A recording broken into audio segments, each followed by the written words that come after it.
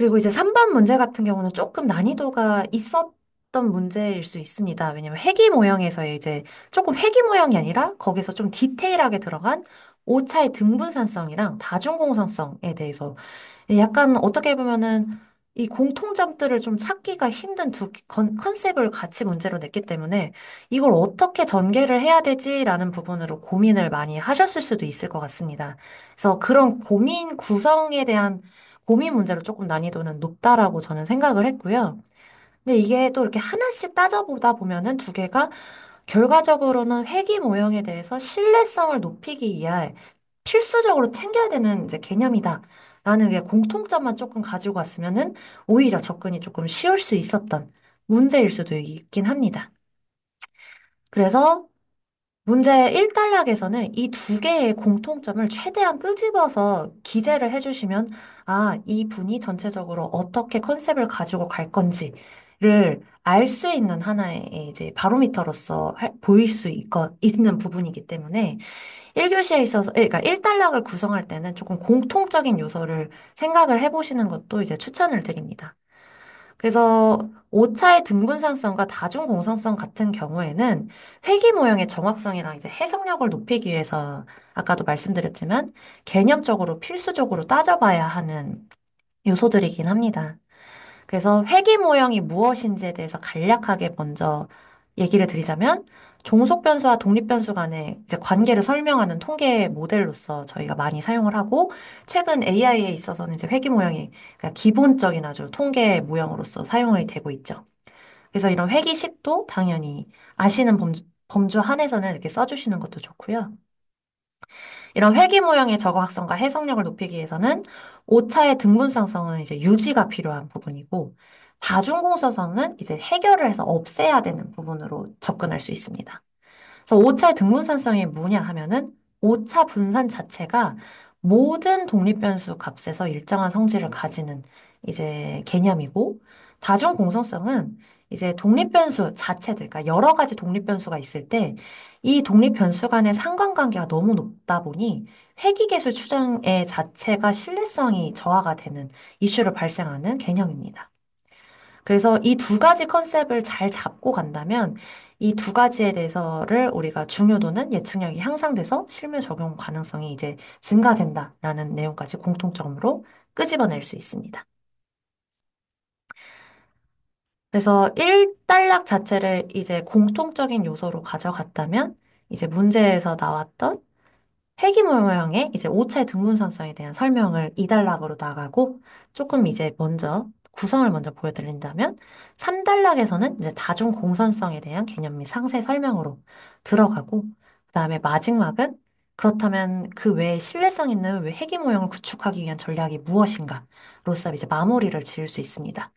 이제 약간 수미상관법적으로 1단락에서는 신뢰성 있는 회귀 모형에 대한 중요성을 강조했기 때문에 4단락에서는 이제 회귀 모형 자체의 신뢰성 높이려면 그러면 어떻게 다른 부분들이 더 고려할 수 있는가에 대해서 마무리를 잘 지을 수 있기 때문에 구성 요소에 대해서 조금 생각을 해보시는 게 좋을 것 같습니다. 그래서 다시 들어가면 이제 오차의 등분산성 개념을 이제 상세적으로 쓸 때 이제 오차 항의 분산이 아까도 말씀드렸지만 독립변수의 모든 값에서 일정한 경우 이제 독립변수 값이 커지거나 작아져도 예측 오차의 크기가 변하지 않아서 이 부분 자체가 오차 자체에 대한 신뢰성이 높아지게 되는 개념입니다. 그래서 이걸 개념도로 살짝 나타나면은 오차 등분산성이 이제 만족되는 경우는 이 선을 기준으로 오차 범위 내에서 모든 실측값들이 움직이고 있는 것들을 볼 수 있습니다. 그래서, 아, 되게 안정적으로 선을 이제 표현할 수 있는데, 오차 등분산성이 불만족한다면은, 이제 이 회귀 모형 모델을 그렸을 때, 실측값들이 너무 분포가 이렇게 크게 있어가지고, 전체적으로 신뢰성이 조금 떨어질 수 있는 모형으로 보입니다. 그래서 이 오차, 잔차 분산을 보면은 일정한 범위 안에서 나타나지만 이 잔차 분산을 보면은 이게 범위가 점점 커지고 있는 이 내용들을 개념도로서 가져가시는 것도 좋습니다. 그래서 특징으로서는 잔차 분포가 일정해서 특정 패턴 없이 무작위로 분포한다라는 거. 그리고 당연히 그러다 보니 신뢰성이 증가한다는 거. 왜냐면 회귀 개수 추정값이 왜곡이 이제 거의 없다라고 판단을 할 수 있고요. 그래서 통계적 검정이 신뢰 가능한 결과를 제공할 수 있다라고 판단을 내릴 수 있습니다. 그리고 이제 등분산성의 반대말이 이분산성이다 보니까 이분산성이 미존재한다라는 이야기를 한번 여기다 더 특징으로서 나타낼 수 있죠. 그래서 이분산성이 발생하면은 회귀계수의 표준 오차가 증가하고 신뢰 구간 확대로 이제 예측값 변동이 증가한다. 라고 얘기를 할 수 있고, 이런 오차의 등분산성을 그러면 판단을 어떻게 할 것인지, 그 다음에 오차의 등분산성이 나타나지 않는다면 이제 이분산성이 나타나는 거기 때문에 그렇다면 이분산성이 나타났을 때 해결 방법이 무엇인지에 대해서도 내용을 전개하시는 게 좋습니다. 그래서 등분산성은 저희가 크게 두 가지 요소로서 판단을 할 수 있는데 잔차 산점도 분석이랑 통계적 검정 방법 이렇게 두 가지를 쓸 수 있고 이제 판단을 했을 때 이분산성이 나왔다라고 하면은 로그 변환이라든가 가중회귀 분석을 이제 차라리 수행을 한다던가 아니면은 이분산성 강건 표준 오차라고 해가지고 이제 허버 화이트 표준 오차라든가 아니면 뉴 웨스트 표준 오차를 사용해가지고 왜곡 문제를 해결할 수 있습니다. 또는 비선형 모형 자체를 아예 도입을 해서 회귀 모양을 바꾸는 이런 것들을 고려할 수 있다라는 거를 두 가지 판단 방법과 해결 방안으로 자연스러운 흐름으로 나타내면 좋습니다. 그리고 특히 등분산성이 나오면은 저희가 항상 아는 게 이제 오차의 가정에 대한 독립성과 정규성도 내용을 키워드를 가지고 있기 때문에 강글에서 이런 정도로 또 이제 표현을 하는 것도 이제 플러스 알파적인 요소로 가져갈 수 있습니다. 다중 공선성 같은 경우에는 저희가 한번 나왔었던 문제이거든요. 이제 기출에서도. 그렇기 때문에 이제 이 개념은 다들 숙지를 하시고 계시는 게 좋습니다. 그래서 다중 공선성 같은 경우는 이제 독립 변수들이 여러 개가 있을 때 그 상관관계가 너무 높아서 모델 자체가 어떤 변수의 영향을 가지고 있는지가 구분이 어려워져서 이제 분석 결과가 왜곡되는 현상을 이제 다중 공선성이라고 합니다. 그래서 이거 첫 번째 그림 같은 경우는 독립 변수가 독립적 관계가 있을 때는 연결고리가 아예 없죠. 근데 독립 변수가 이렇게 보면은 이제 여기가 연결고리가 너무 많아가지고 높아서 다중공선성이 발생하는 내용을 이제 개념들로서 표현을 하는 것도 하나의 팁이고요.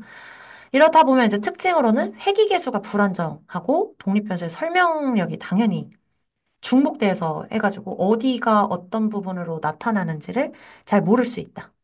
그리고 분산 팽창 계수가 증가하는. 그래서 회귀 모형 신뢰성이 낮아지는 가능성이 있다라는 거를 특징으로 가져가시는 게 좋습니다. 마찬가지로 위에서 저희가 등분산성의 판단 방법과 이분산성 해결 방법을 제시를 했기 때문에 다중 공정성 같은 경우는 저희가 판단해서 해결해야 되는 요소이기 때문에 이제 그 판별 기준과 상세 설명을 써주는 구성으로 가시는 게 좋습니다.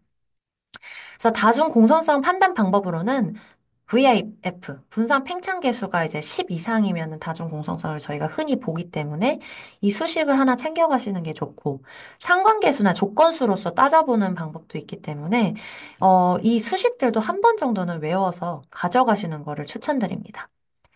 이렇게 다중공석성을 세 가지로 이제 판단을 했다면, 이제 해결 방법으로는 이제 변수를 제거를 해서 상관관계를 가진 변수를 제거해가지고 조금 그 공선성을 해결을 하고, 또는 흔히 제일 많이 사용하는 게 주성분무선, PCA 같은 경우에는 변수 축소 기법을 적용한다던가, 아니면 리찌라든가 라쏘 회귀 분석을 사용해가지고 개수를 축소하는 이렇게 방법들이 있습니다.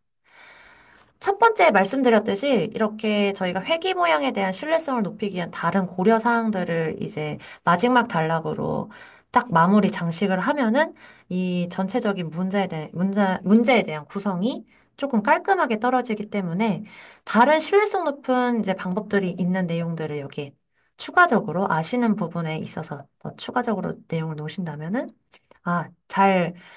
이 부분, 이 문제에 대해서 잘 풀어가고 있구나라는 느낌을 줄 수 있거든요.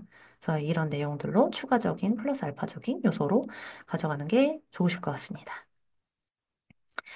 통계 문제 같은 경우에는, 조금 제대로 알게 되면은 조금 점수를 잘 득점을 받을 수 있는 요소로서 작용을 할 수 있거든요. 그래서 이런 도메인들은 조금 챙겨서, 조금 시간 내서 챙겨가시는 게 좋을 것 같습니다.